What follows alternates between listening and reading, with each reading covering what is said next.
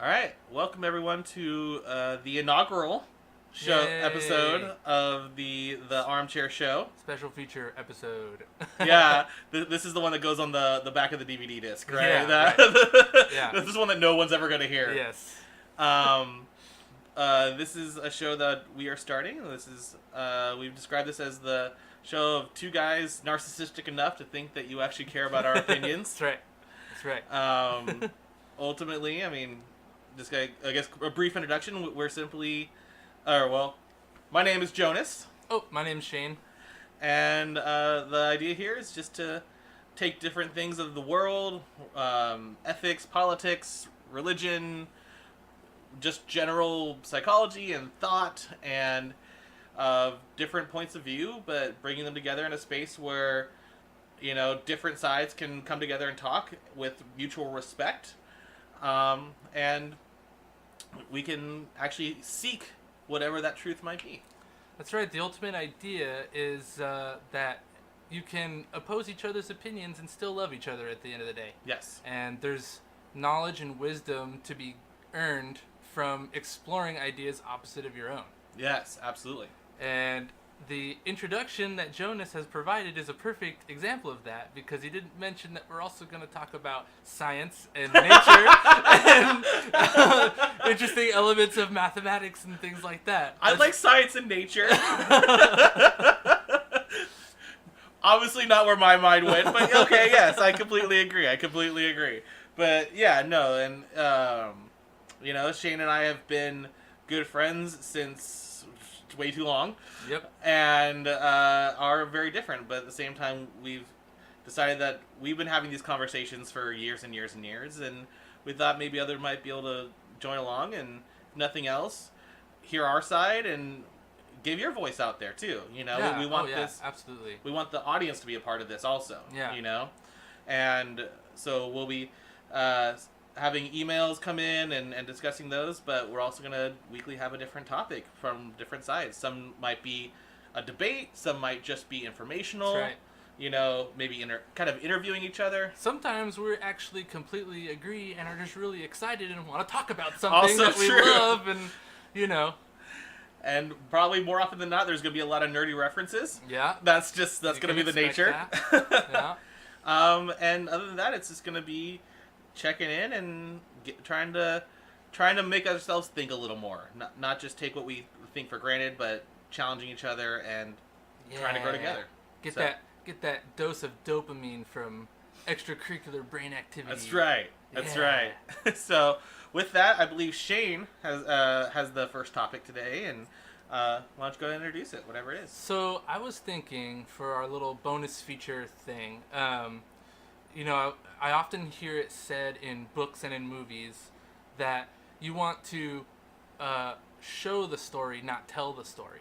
Sure. Okay? Yeah. So that would make this episode really bad at accomplishing exactly that. That's hard to do in an audio format, yes.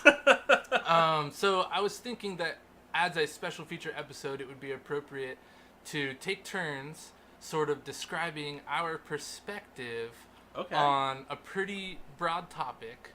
Okay. But the idea is, what if we kind of put down in record our perspective on humanity and are we important? Possibly, are you optimistic about the future? Okay. And are humans generally good?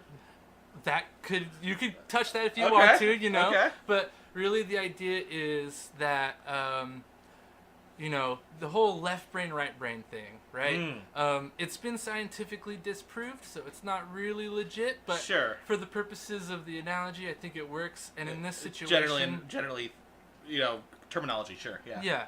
I think in this situation, if Jonas and I were to share a brain, I'd occupy the left, and you would occupy the right.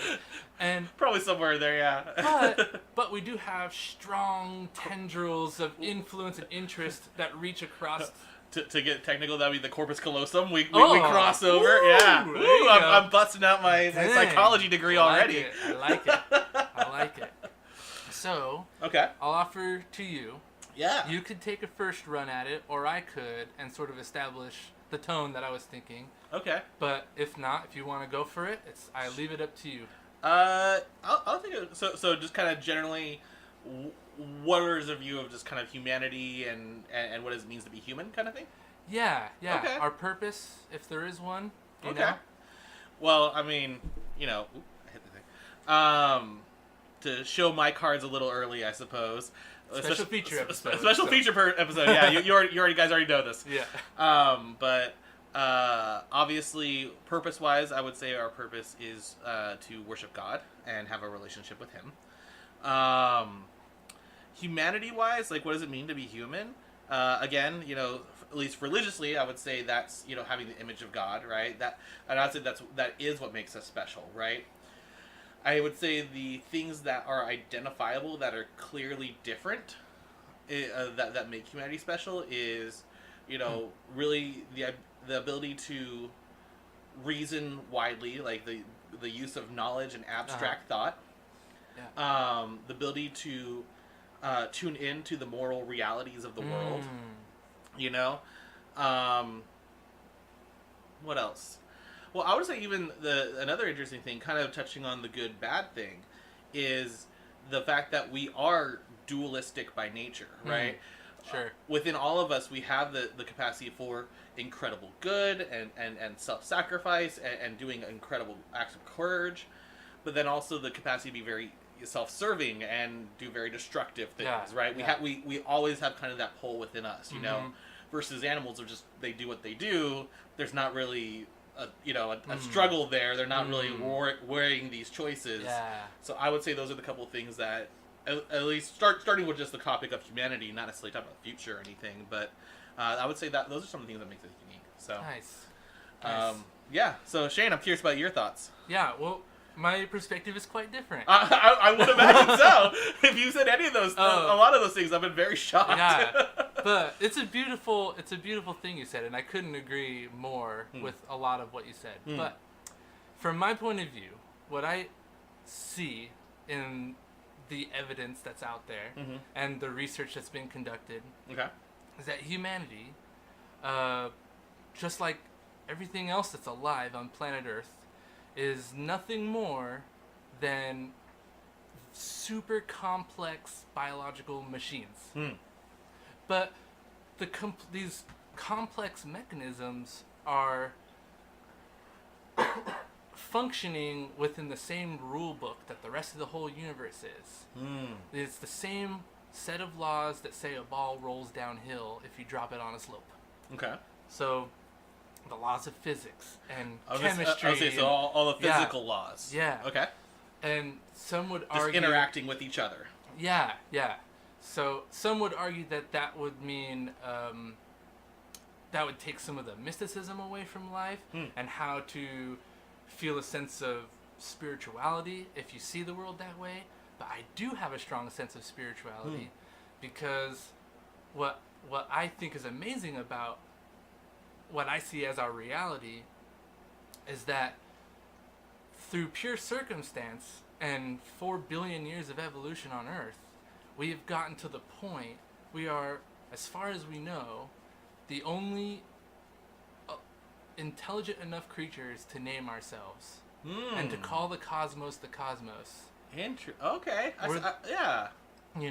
And we're. I've never heard that part of it phrased quite that way. So, but I kind of like that. I like that idea of that. That's one of the things that stands out. People use the word consciousness or these kind of things, but I like that of that. Not only do we have a sense of identity, but we actually name ourselves. Yeah. I like that. I like that. So to me, it's like we're just riding this crazy ride of cause and effect. The physical laws of our universe have determined that this is what we are, but it's given us this extremely complex organ called the brain that's given us the ability to start to work out our place in the universe, and the very notion that we can discover the fact that everything around us, like all of our particles and the computer that we're working from and the air that we're breathing, everything was made from the same source, which is, the burning core of stars. Okay. And that we are literally all stardust and we're all connected by the same exact laws. It's very beautiful. And when I'm out camping or something, I feel very spiritual because it's that realization that like, I know this sounds like hippy dippy, but Again, that doesn't surprise me. The plants and the trees, they're actually our cousins in a very realistic, scientific way, and there's this connection there. It's like Again, very Carl Sagan of youth. That doesn't surprise me either. Yeah. What did he famously say? We are a way for the cosmos to know itself. Yes. Yeah, that's one of the famous Carl Sagan. Beautiful. Yeah. Well, that actually answered the question that I was going to ask you is, because you were saying that, having this idea that, we are just complex biological systems and complex machines, essentially, that, are just kind of following the natural laws, right? Mm-hmm. But you mentioned that you still feel that there's a spiritual side to it. So I was kind of wondering then, how do you connect with that spiritual side? And so for you, it sounds like one, kind of getting out into nature and things, but also then kind of pondering the concept that every piece of matter in the universe is all made from the same original source, essentially. Yeah, absolutely. And that kind of connectedness. Yeah. Okay. But it's really common, I think, for people to see like spirituality as something that's not chemical, but it is.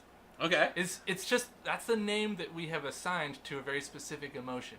The feeling of spirituality. Oh, that's interesting. I've never heard spirituality described as like the emotion of spirituality. Yeah. Yeah. Okay. Huh. That really overwhelming feeling you get when you're at like this amazing cathedral and you're like gazing, through the stained glass window and the rays of the Lord are like washing over you and this beautiful chorus is in the background. Catholic. Yeah, I guess so. Somehow that particular emotion comes through with all of that stimuli.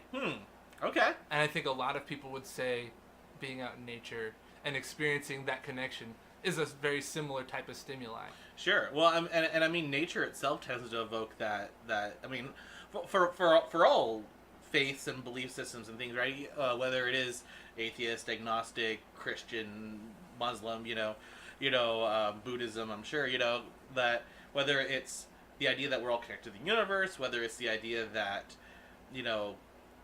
some creator created this place, whether it's just the idea that we're all made of the same stuff, right? I think there is something powerful about being out in nature, right? Yeah. Like just seeing the natural order of things. I think again this might be because being Californians and living in cities and stuff, we're so used to seeing man-made stuff. Yeah. That seeing the grandeur of things that we have no input on, that are purely natural, I think is a very powerful experience, regardless of your background. Yeah, absolutely. And I think even inside a cathedral, it takes, it takes that super colorful, beautiful light, and it takes that amazing chorus to make you feel that. But music and intricate light, those are parts of nature. Okay. Yeah. Though music is an episode all on its own. I was gonna say, I was like, we can talk a lot about music actually. Which again, I think in a sense, is one like now that we kind of touched on that. I think that is another thing that makes this kind of special and unique. You know, the creation of art, right? Yeah. And not just like because there's definitely animals and things that like spiders make amazing webs and stuff, but they make this more or less the same amazing web, right? The creation of truly original art, and very intentionally, not just to serve a purpose, but very much like I am putting these notes together in a unique way that no one else, because something about that resonates with me on a deeper level. It's not functional, it's just something that I want to express. Yeah, it's an expression. It's like a really complex expression, but I'm trying to say something that I'm feeling or share it possibly, and they create this like work of art. Yeah. Some sort of do you think that expression in humans to be that creative is the same brain functions that say birds of paradise collect things of similar color in an attempt to mate or something? I'd say no. I would say, obviously there might be some similarities there. Yeah. But again, like they're not doing anything original, right? They are doing something that for generations they've gotten Well, very similar twigs and very similar what if that brain function, though, if advanced enough to be in the human brain, ends up becoming a creation what of something we're original. doing? I could see that. Well, again, be a common cross for me, but I could definitely see. Like I said, I think that would be the base form of it, right? Yeah. The creation of any kind of artwork, or just I guess maybe an appreciation of beauty. Yeah. Whether it's musical or physical, right?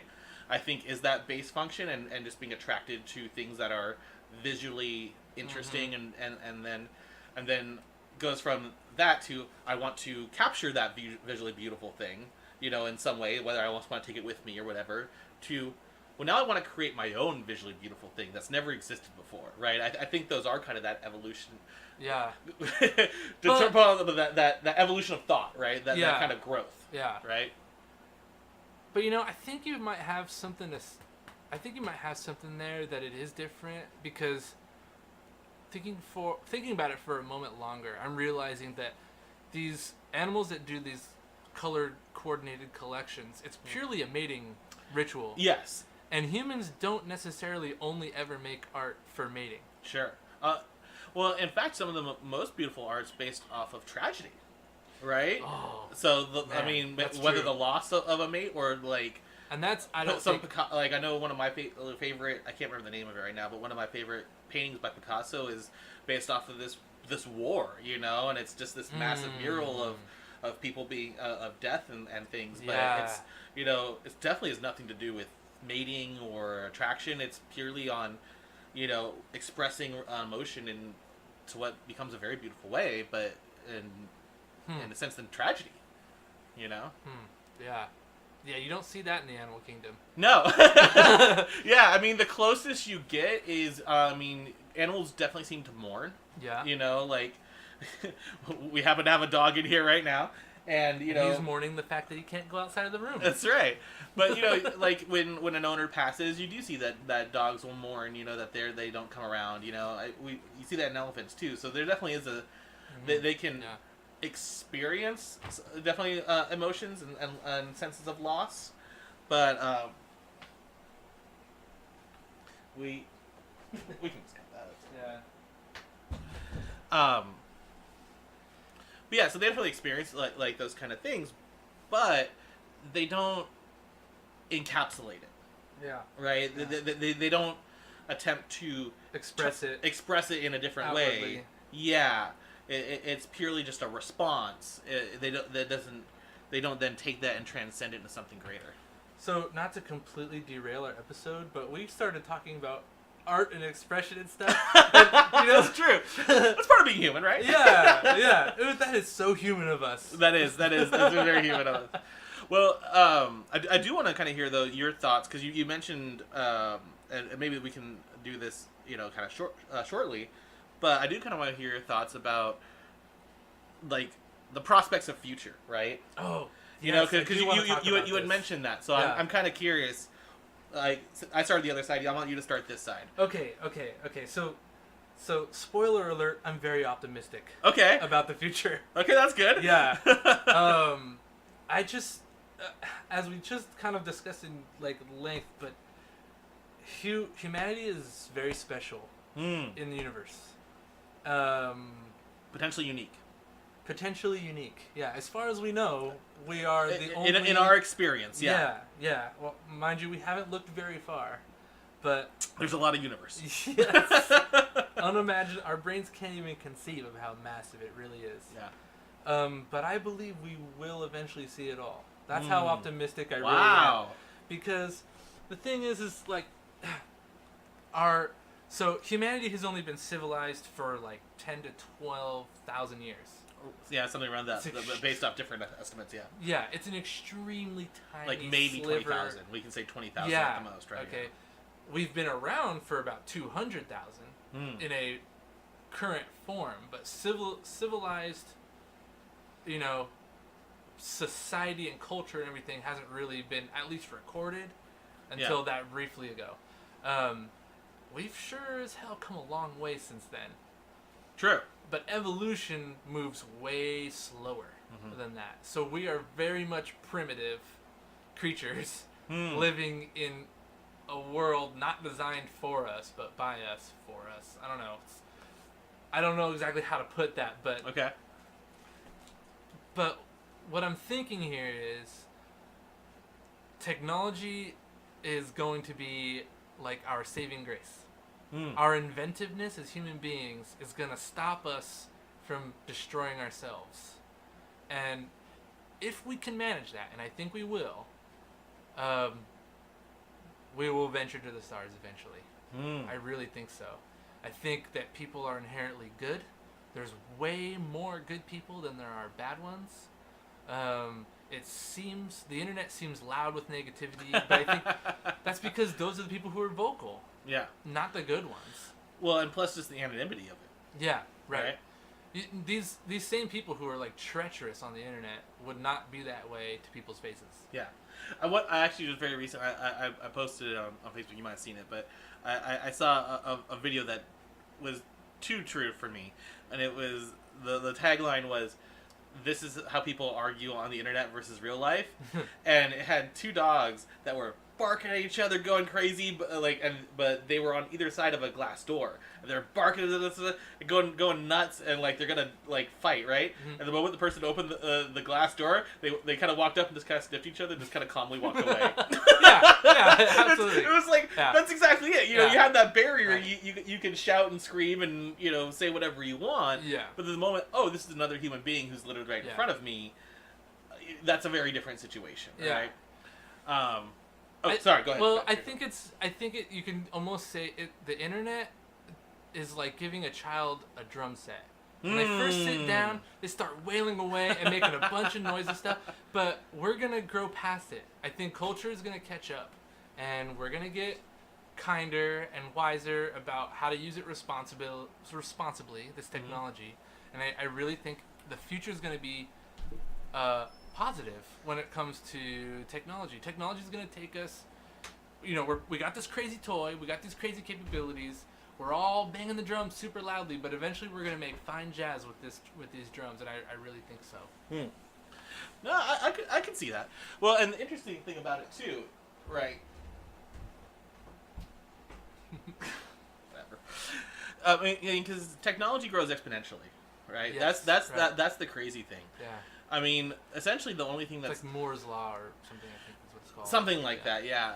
But I mean, though the ultimate limiting factor is money at this point. Like, I remember very shortly after the Blu-ray came into existence. It wasn't even standard yet, right? DVDs were standard. Blu-rays were still very new. That there was already another disc that was based off some kind of hologram kind of technology in the disc that could contain 100 Blu-rays. But why we never heard of that? Why did it never take off? Well, because of price, essentially. No one was going to pay for this brand new thing. No one's even going to afford to make it. It was super expensive to make now because Blu-rays were barely coming out. They weren't even standardized yet, so that's the biggest thing that limits, is a lot of these kind of productions is just the finances and time to make it, right? We're not even really limited by technology anymore. Like, if we had infinite resources and infinite money, like, technology would go insane, right? Absolutely. But since we are limited by those things and people's just, like, adoption of, like, new technologies in cars and stuff like that, that's the only way it can get funding for the next thing. That's what slows us down to a moderate rate. What if I were to tell you that we're going to a future where there will be infinite money and no real need for us to work? Actually, you may work because you're probably going to work because people are always going to need what you provide to the world. Oh, that's true. Not necessarily me. I'm going to be putting my feet up on the beach, drinking my Corona with my lime in it. So are you saying that you're going to trust the robots? Absolutely. Yes. I mean, Terminator's not going to happen? If you could go out right now and spend $20,000 on a car that could drive itself, wouldn't you? Oh, I want a Tesla. Yeah, absolutely. Absolutely. Oh, yeah. Yeah. I trust that car way more than other drivers. And that's what I'm saying. So, eventually we're going to start mining asteroids. That's coming. I'm telling you, it's freaking coming. And all it takes is one company to do one, and they're going to disrupt the entire world economy. Because the amount of resources that you can get from mining an asteroid is so extremely abundant that it's $1 trillion industry in a world right now where billions is the big number. Sure. It's going to throw off. There's not enough money for one company to actually make the money from that. So there's going to be such an abundance of these resources that are valued that the economy's going to break. And the only solution, and maybe that's a great topic for another communist. episode. Maybe. I don't know. So, I hope. Or Star Trek, where there is no money. Yeah, exactly. You know what's funny?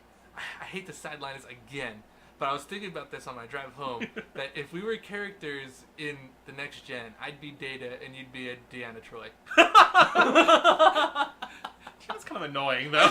She is, but your value system and your sensibilities. I mean, you're not wrong, but I know. It's not the coolest thing I'm kind of sad ever. about that. Sorry. Can I be Playboy Riker? No. Worf! That's not you. I'm not Worf. I know I'm not Worf. I love you, Jonas, but I'm not Worf. you're the Deanna Troi of our Starfleet Damn crew. it. Hey, that's a good thing. Yeah. Every crew needs a Deanna Troi. You know what? She had some good moments on there. She did. Yeah. I guess for, like, as far as future for me, it's kind of interesting.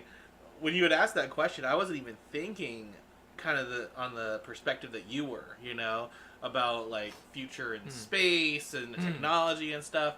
Because I'm just going to kind of leave, like, religious revelations, those kind of things on the side for right now. Just, like, assuming humanity continues, right? I don't think I disagree with that, actually. I think that is just going to be, timeline-wise might vary, but I think that it is kind of the inevitability, right?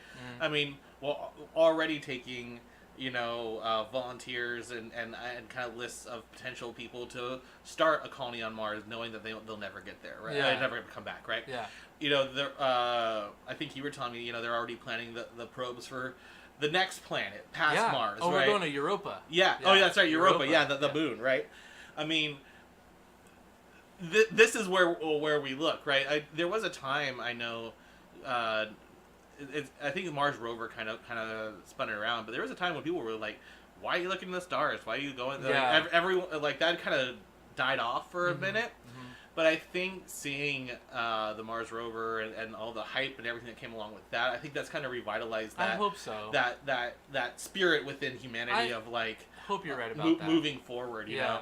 And especially you got people like Elon Musk and these kind of people who are, like, I think, at least in America, I mean, obviously that's the only place we can really talk, is I think when NASA kind of let the private sector take over, I think that was kind of one of the things that that's kind of true. It was spurred, like it became exciting again. Space race again. Yeah, but on a private sector. Exactly, because it is exciting. It is. Oh, 100% is exciting. I think it was just, it kind of died out because just NASA as a whole isn't very fast. I mean, their government, they're not very fast moving. The space shuttle was the same from the 60s to, like, the most recent, like, right. Like the science was interesting, but it wasn't, like, commercially attractive to, like, get people pumped about it and want to be astronauts when I grow up. Yeah, and then people started looking like, well, we got problems here. Why are you bothering with that stuff? But I think it is important. I think exploration is important because that does advance society. I think to agree. Yeah. It was funny because what I was almost thinking of was just kind of be more short term. Like, do I feel optimistic about, like, our country in the near future? That kind of thing, right? Because hot topic. Right? Yeah, hot topic right there. It's kind of interesting. Again, I don't know if this is something that you and I have discussed, but I'm concerned. This is a short answer. I'm concerned. Yeah. More and more, my biggest concern, more than anything else, I think I may mention this to you, but I feel very strongly that we need to break out of a two-party system. Oh man, do we ever? Yeah. Yes. We need to go to a system more like Britain and that stuff, and those where they have multiple smaller parties that can more specifically, because it's like your choice is down to two candidates that might neither of them express anywhere near your views. Yeah. Right? Yeah, and so right. you get kind of as close as you can. That's it, right? I remember I was talking to a coworker not that long ago about how this last election, regardless of who you voted for, more often than not, the vote was out of dislike for the other person. Yeah. It wasn't that you liked your candidate, it was that you disliked the other candidate more. Yeah. And that's not how That's it should a shame. be. It shouldn't be that way. Yeah. And so so you get these sides that are more and more kind of like stuck almost where they're at because they don't want to come to the middle because that's where all the independents are, and then they're betraying their side. Yeah. They don't want to go too extreme, Yeah. right? Because then they'll be too on the fringes. And so you got these two parties that are very stuck where they're at, and there's nothing you have no options, right? If we had a lot more independence in there, then you could find a candidate that you really identified with or really could back, and they could better speak to what people actually want. So you're talking about things that we need, but do you think that that's coming? No, and that's my concern. Well, I think it is. Yeah? I do think that it is. I think that right now things are so bad that the only direction from here is, maybe I'm naively optimistic, but I don't see us like escalating to a civil war or something crazy like that. Yeah, no, I don't think I'd see that either. Which is, I think, what our current separation is going to take us to if we keep down this path for too long. Potentially, yeah. You know what? Naturally, let you say that. I mean, at least even if not like an actual war. Yeah. This very podcast, I think, is an example of us trying to kind of lash back against what we're seeing, which is this pull against each other, right? Yes. Conversation's no longer happening, right? I actually heard someone recently describe it. I thought it was pretty good. Is it's becoming more of that's your team, Yeah, It's way more of a sports team now. People are literally wearing red and blue based on their political. Yeah. I guess that's not like super common, but there's one person in particular I can think of who specifically wears a specific color because of this person's specific. Yeah. No, political view. And you see that, or you voted for that person, and you get this immediate nasty response, and no question why, no question of well, what was it about you thought about that, none of these things, and I that's my biggest fear, and so I think that one side or the other is ultimately gonna be very pulled against, that there's gonna be a lot less representation. I foresee either a lot of freedom of speech issues getting taken away, or a lot of security issues coming into play. Like we're either going to become overly shut down, or a lot of freedom of speech is going to get taken up in different things. And that's my concern. I think we're too divided, and we need to have more multiple opinions, not just two. So let me ask you this. Is your idea of the problem being solved necessarily have to be that America solves its issue? Like, that we stay a united country, and that the best future... I guess everybody's ideal of the best future is that we all stay one country. But sure. I guess what I'm trying to say is... Should California separate? Is that what you're asking? No. The thing is, I guess I'm more loyal to humans of Earth than I am Americans of the United States of America. Oh, okay. And should things get really crazy... Going more to a globalization. Yeah. Which is a really scary thought to a lot of people. And I used to be very afraid of that idea. Until I thought harder about it for years. This is something that interested me. And I've done research and things when curious. And mind you, I'm no doctorate in political science or anything like that. But again, that's the whole point of this. Is that's why this is the armchair show. Yes. We're just a couple of guys sitting around hashing these things out between us. Yeah. It seems to me that if the time ever comes, a one world government may be the solution to a lot of the problems around the globe.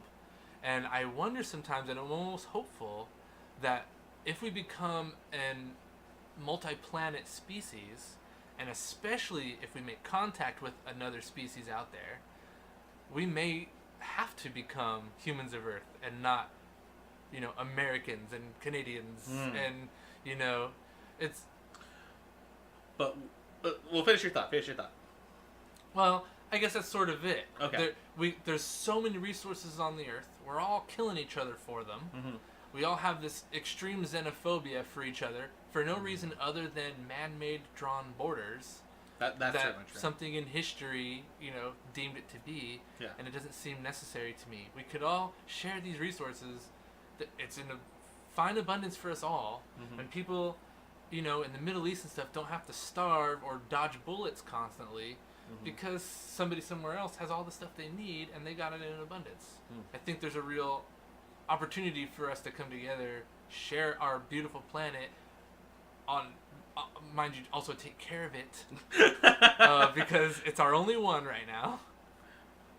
It is. And even if we become a multi-planet species, we still need to take care of it. Yeah. That's not an excuse to that was so yesterday. So my question then is, would the same problems arise, but they just be on a planetary scales of each planet Maybe. then, Yeah. becomes like a state, essentially, right? Maybe.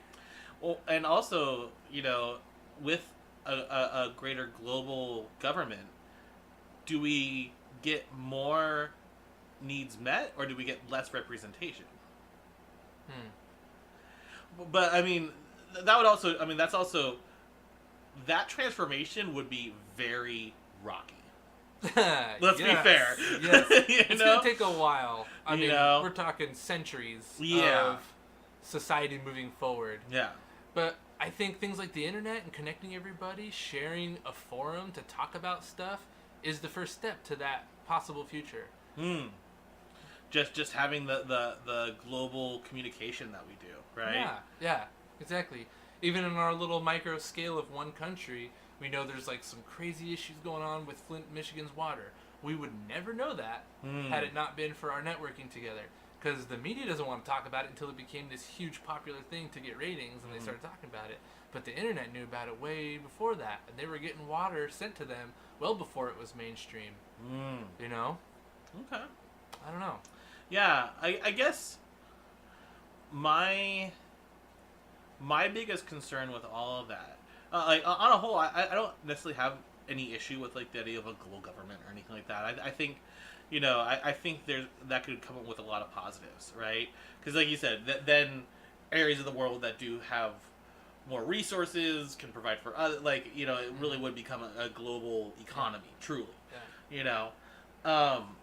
My biggest concern, especially kind of talking of bringing it off of the idea of the internet and this communication, is one of the things that I feel has been born from that is this sense of, since everyone's different and everyone's got different viewpoints, that this sense of, at least on the internet, this has been maybe it's still kind of relegated mostly to America and Western culture. I don't know, but this has certainly been an internet thing, is the idea of you can't say anything that could offend anyone, right? Oh, where yeah. it's almost silenced conversation, right?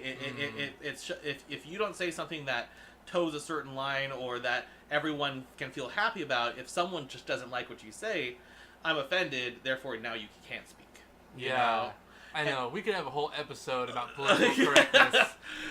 Definitely. We probably should. I've got some stuff to say about that. Damn it.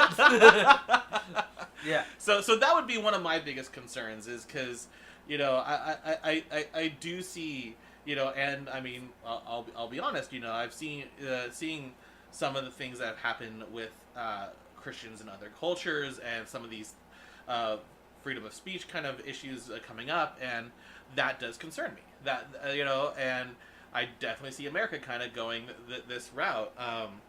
One thing that I definitely want to do an episode on is a California bill that, thankfully, I think it actually went all the way through the Senate and everything in California, but because of some very heated kind of or active, I guess, a response, they're not taking it to the governor to get signed.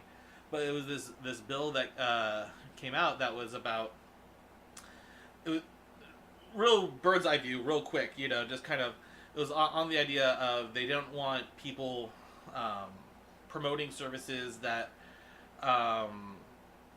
would alter gay or homosexual or gender identity concepts or behavior. So it was like, if you advertise that you could alter someone's same-sex attraction, that was going to be illegal to even advertise that or sell any service that could do that.